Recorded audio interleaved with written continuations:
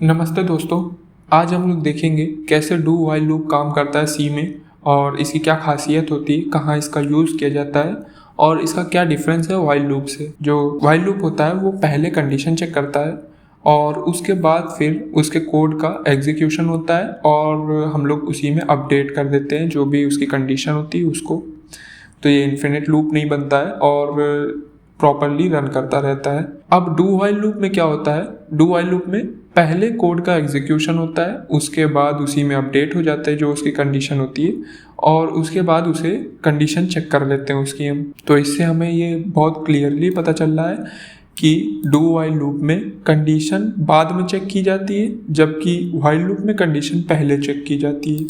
इसका यूज़ हम लोग कहाँ कर सकते हैं, मान लीजिए कि यूज़र से हम इनपुट लेते थे तो हमें इनपुट में अगर कोई स्पेसिफिक इनपुट चाहिए होता था, करेक्ट इनपुट चाहिए होता था, तो हम लोग उस इनपुट को अगर वाइल लूप को में हमें लिखना होता था तो हम लोग पहले कंडीशन चेक करते थे तो उसका कोई इनपुट हमें लेना पड़ता था, अपने मन से मानना पड़ता था। जैसे कि वाइल लूप हमने जब पहले बनाया था तो उसकी कंडीशन में वेरिएबल में पहले ही हमने डाटा एक स्टोर करवा दिया था ताकि उसकी कंडीशन मैच हो पाए, जबकि वो एक कन्फ्यूज़न बनाता है हमारे दिमाग में कि हमने ऐसा क्यों किया। उसकी कोई ज़रूरत नहीं होती है, उसको हम लोग डू वाइल लूप की मदद से ऐसा कर सकते हैं कि हमें वो ऐसे ही फालतू का उसके अंदर डाटा न लेना पड़े। देखते हैं डू वाइल लूप का इस्तेमाल कैसे करते हैं। डू वाइल लूप का बेसिक स्ट्रक्चर कैसा होता है, हम लोग डू लिखते हैं और उसके बाद कर्ली ब्रेसेस लगा के एंटर दबा देते हैं और यहाँ पे हम लोग ब्लॉक ऑफ कोड लिख सकते हैं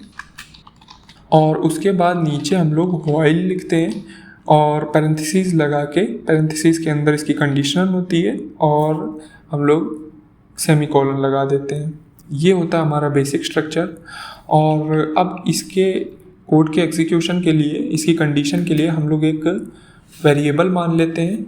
हम लोग मान लेते हैं एक कैरेक्टर मान लेते हैं, साइन हमने मान लिया और हम लोग यूज़र से इस ब्लॉक ऑफ कोड में एक साइन लेंगे जो कि एडिशन का साइन होगा। तो हम लोग कैसे लेते हैं एडिशन का या फिर कोई भी इनपुट, सबसे पहले एक नॉर्मल प्रॉम्प्ट प्रिंट करते हैं।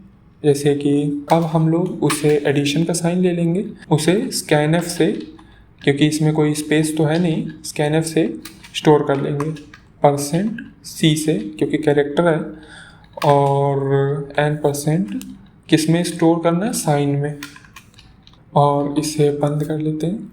ये हमारा एक ब्लॉक ऑफ कोड हो गया जो कि हमसे एक करेक्ट साइन मांगता है। और एक बात और हम आपको बता दें कि स्कैनएफ में हमें एक स्पेस छोड़ना पड़ता है अगर हमें सिंगल कैरेक्टर लेना है और उसी कैरेक्टर को मैच भी करना है, तो क्योंकि scanf new line character add कर देता है।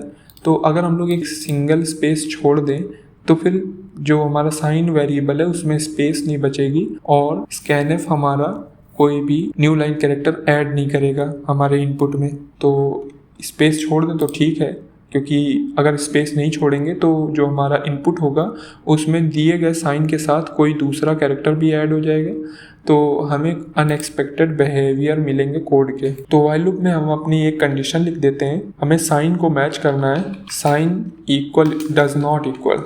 कंडीशन हमें रखनी कि अगर साइन हमारा इक्वल ना हो एडिशन वाले साइन के, है ना, तो फिर हम लोग इसको रन करते रहेंगे। अगर हमारा साइन इक्वल हो जाएगा तो ये कंडीशन हमारी फॉल्स हो जाएगी और हम लोग इस लूप के आगे बढ़ जाएंगे।